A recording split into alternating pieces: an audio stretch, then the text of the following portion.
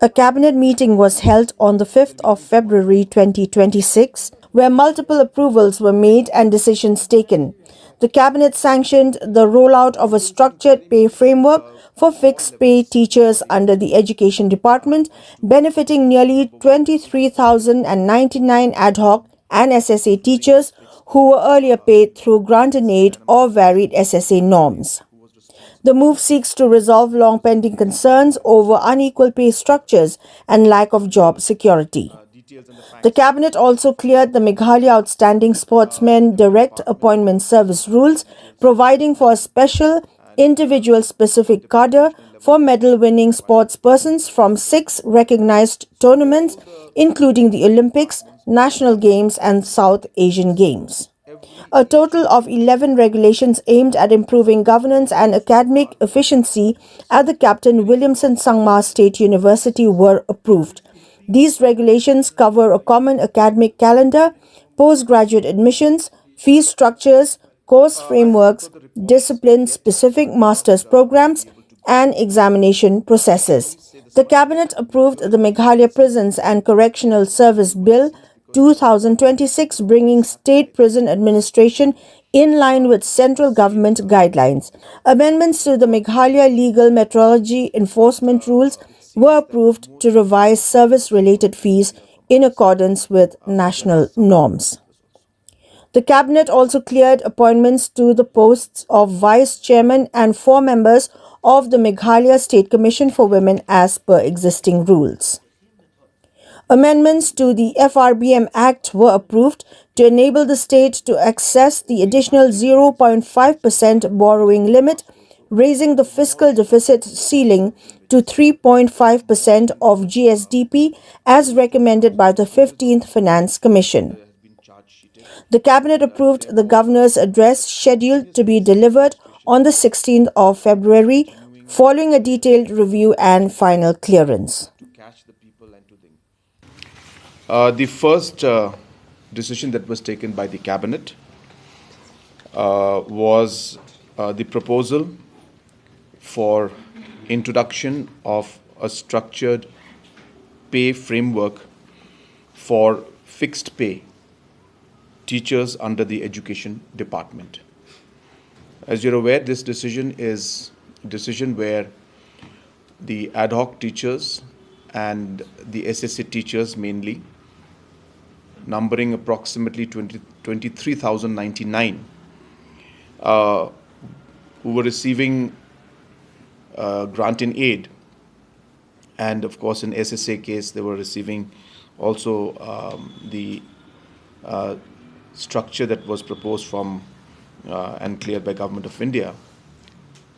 And different structures were being given to different teachers.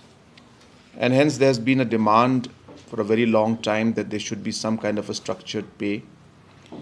A framework should be created, and there should be some kind of security in terms of the job for the concerned teacher. For the last 6 months, we have been in discussion with the different teachers and different associations. And before Christmas, we had announced the decision to go ahead with the structured pay frame.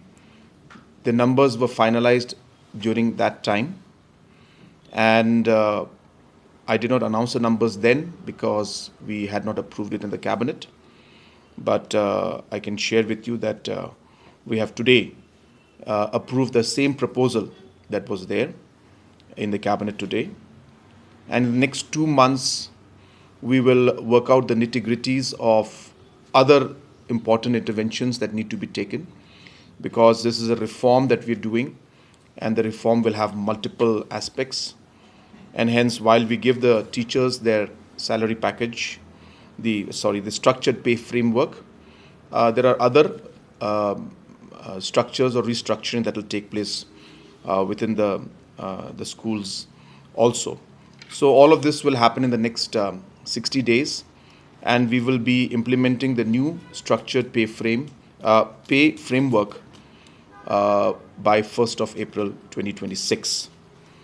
The total amount that will be spent on giving this structured pay framework to teachers is approximately 817 crores will be the annual impact on the state government.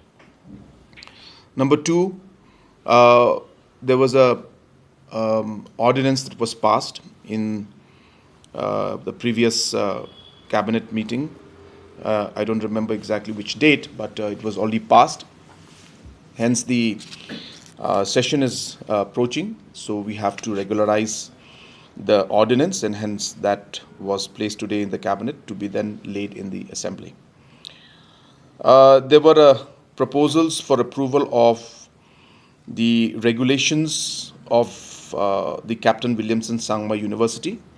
As you all know, there are regulations under which the universities function, whether it's the regulations on the common academic calendar for both undergraduate and the postgraduate programs, regulations on admission to postgraduate departments, regulation on fee structure of the postgraduate departments, regulation on course structure of the master's program, regulation on master's degree program in arts, science, commerce, law, library and information science, regulation in conduct of exams for master's degree program in